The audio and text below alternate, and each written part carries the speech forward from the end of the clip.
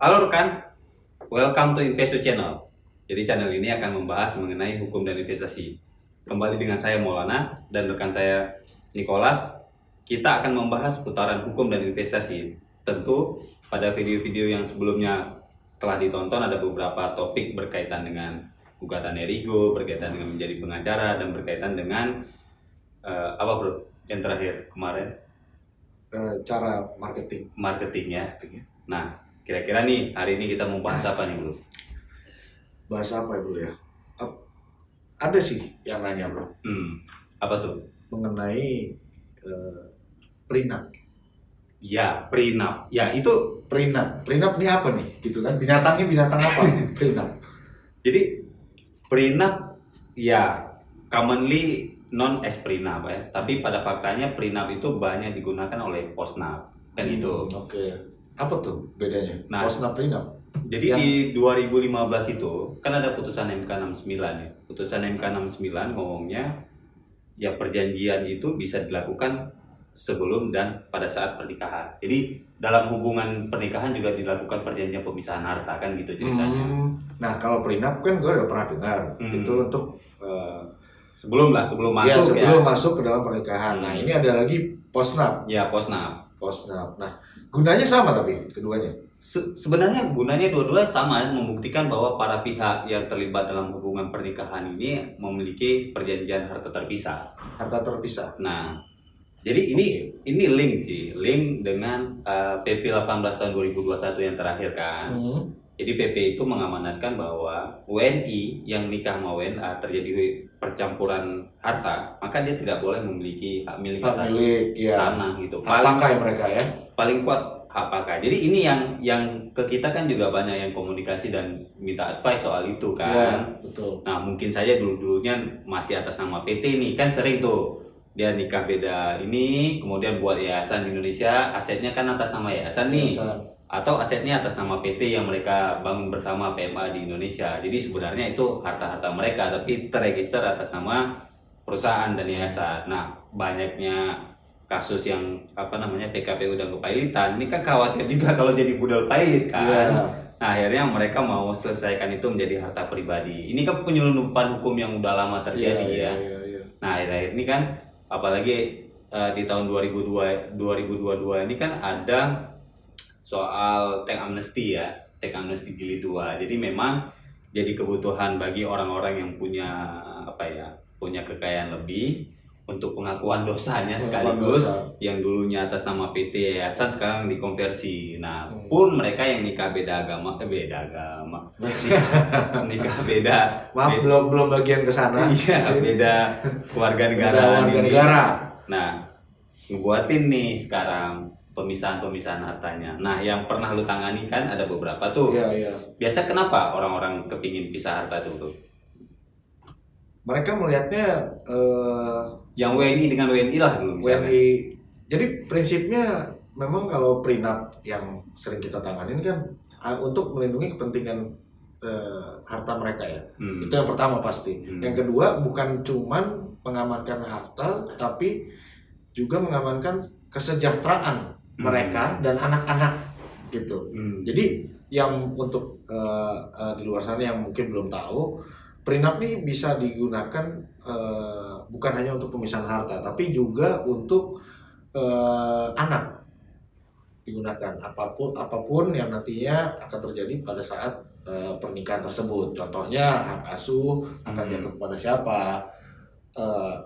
Kan begini, mereka kan perlu kesejahteraan juga. Siapa yang akan membiayai setelah nantinya terjadi perceraian atau seperti apa? Nah, memang banyak orang yang mengatakan kalau ini kan tabu. Buat apa buat seperti itu? Kan kepercayaan kan bukan. Sebenarnya bukan itu sih. Jadi mereka masing-masing hanya mengatur ketentuan dan membuat lebih mudah. Jangan sampai nanti saat berantem, mulai berantem tuh ya. Mulai berantem atau terjadi perceraian baru ribut di situ. Ini punya siapa? Ini buat siapa? Kan gitu. Itu sebenarnya sih. Gimana tuh menurut lu? Ya kalau dibilangin lifestyle sih sebenarnya sih enggak ya. Kalau ini ikut-ikutan juga enggak. Gitu.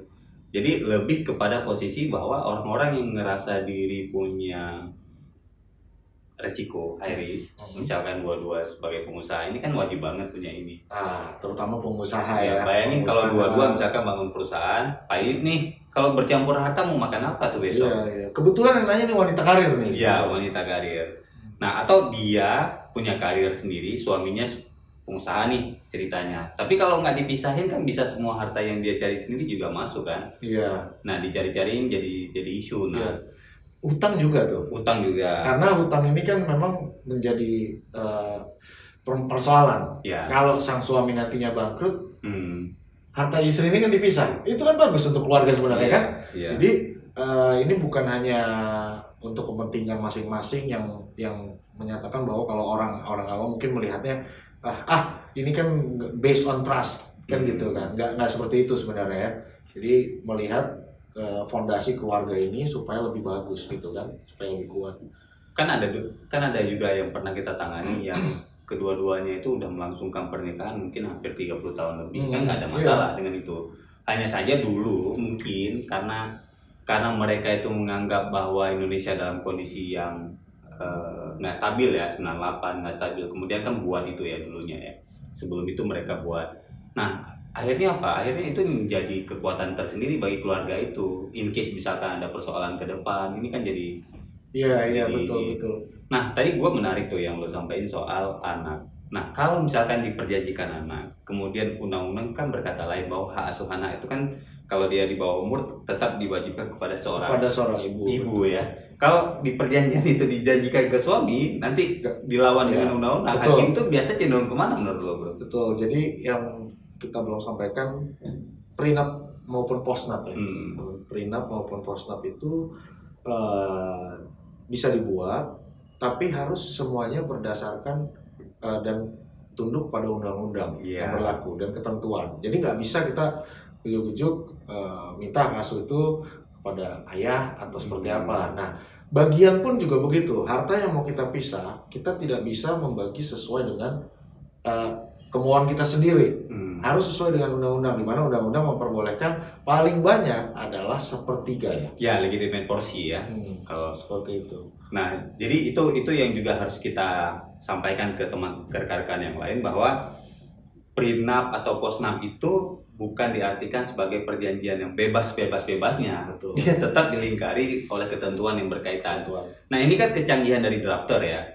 Legal drafter itu sekuat apa dia bisa lihat bahwa ini potensi untuk salah, potensi karena kan yang namanya perjanjian kan bisa karena dia dibatalkan atau dia dapat nanti berakibat seperti itu. Memang drafternya harus jago tuh ya.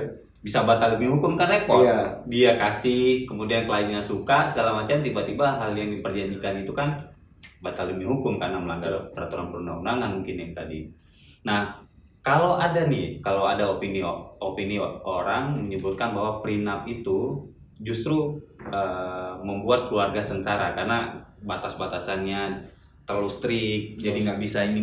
Menurut lo gimana bro pandangan lo? Setuju nggak dengan pendapat yang kayak gitu? Enggak juga sih ya. Kita karena kan bisa sebenarnya ya itu dari sisi drafternya juga.